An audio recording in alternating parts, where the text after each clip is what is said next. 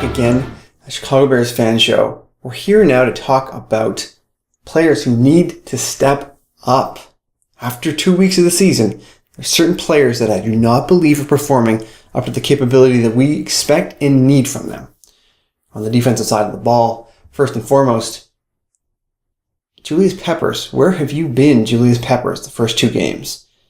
At first we heard, he wasn't at full speed through camp, and it may take him a bit to, get up to speed first game. Don't worry about it, it's just a little rust. The second game we're hearing, maybe he was actually sick. He had the flu this past week or something to that effect, and is also still working back from that injury, so which may be groin or something. I'm not sure exactly what it is, but it sounds like a lot of small excuses. I'm not saying they couldn't be definitely impacting his play to this point, but whatever they are, he's not performing at the level we need. He does not seem to be the impact player at this point. Now, I know he's still having an impact on the field. They're still having to account for him quite a bit, but his hurries and sacks don't seem to be at the level he was performing at last season, where he was clearly a Pro Bowl level defensive end last year, and we can definitely use that once again. I think it's going to be very valuable for us if we want to obviously beat some of these teams that, like the Packers are clearly, we have to get pressure on Rodgers if you want to beat the Packers, for example.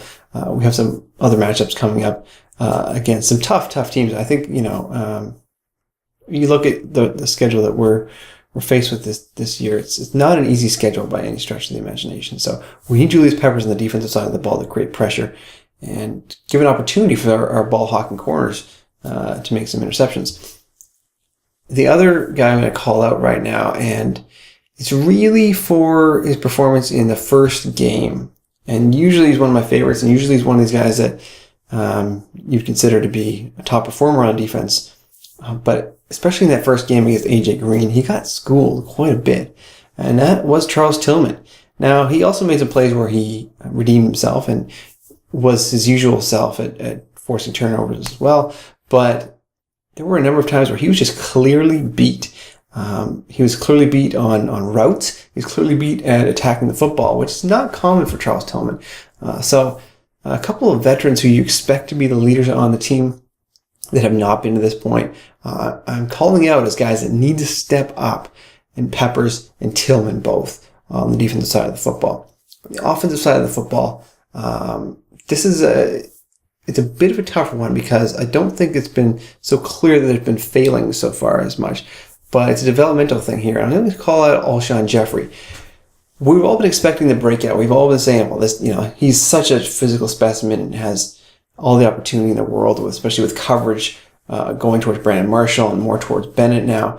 He's got great opportunity to take on substandard corners and make a real impact, especially in the kind of West Coast scheme that encourages Cutler to go through his progressions and find the guy with the best opportunity. So you think Jeffrey would be getting a lot of looks there, but he hasn't really had a huge impact yet.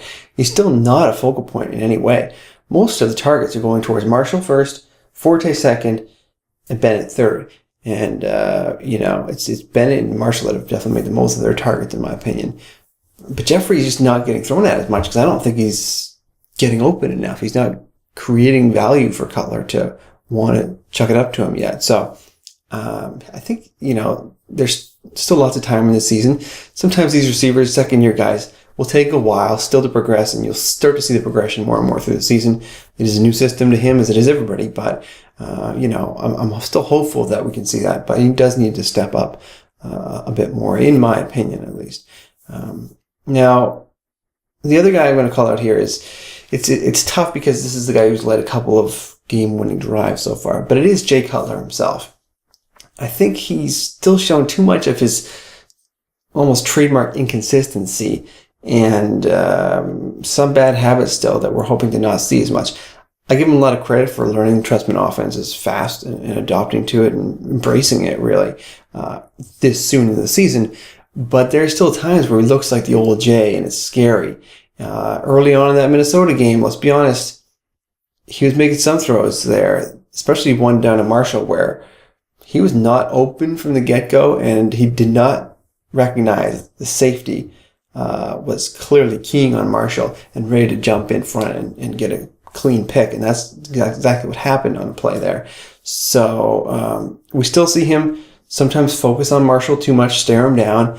And, I think it's just certain plays he gets in his head where he wants to do that, which is obviously not the way that Mark Trestman draws it up for him and not the way that he should be approaching the game. But I got to say that there are a lot of positives too. For once, he's actually throwing the ball away at opportune times when he needs to avoid a sack. And so he's starting to get better at that. We didn't see that in past seasons. For the Bears to have 0 sacks allowed in game 1, and I think only the 1, maybe 2, correct me if I'm wrong, but in the game against Minnesota, talking about a minuscule number of sacks by comparison to the teams of the last few years. So he's one of the main reasons. The offensive line is much improved, of course. We'll talk about that in future videos, but Cutler is also responsible for some of that. So it's not all bad with Cutler, don't get me wrong, but I still feel he needs to step up his consistency, both in terms of his decision-making as well as the mechanics. I think he needs to stop trying to be Super J, throwing off his back foot and in odd situations trying to make something happen where he doesn't always have to. Again, he's still got a stellar defense there.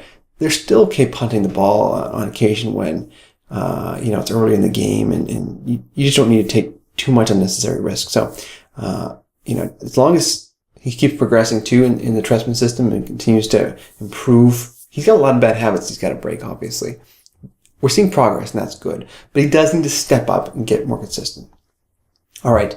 The final part of stepping up that I'm going to call out right now, and it's not like it's a history of it here, but last game we allowed a return touchdown to Cordarrelle Patterson of the Vikings, and that's not something we're accustomed to seeing in the Chicago Bears special teams kick coverage. So that's very disturbing. So I'm going to call out Joe DeCamillis because I don't have a particular player. I don't have one guy to call out on kick coverage really without trying to go back and knowing the assignments that where everyone's supposed to be on their way down the field. So I'm going to call him out for allowing that to happen because that's just not something we're supposed to have to deal with as a Bears team. Usually our coverage has been outstanding and we expect that now.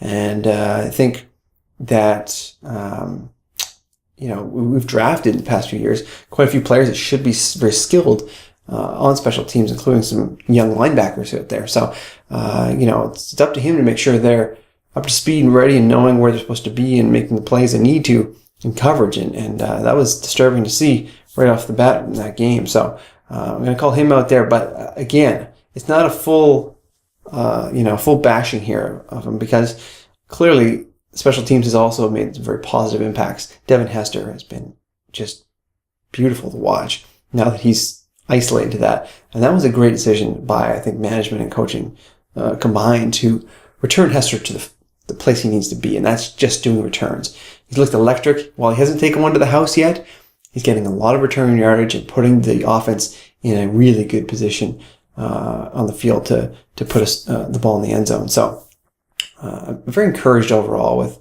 with the return side, but the coverage side, got to start stepping up. We cannot allow those big returns to happen. They can be killers, just like we've been accustomed to seeing them be big help for us in the past few years. So that is it for this episode of Players Who Need to Step Up.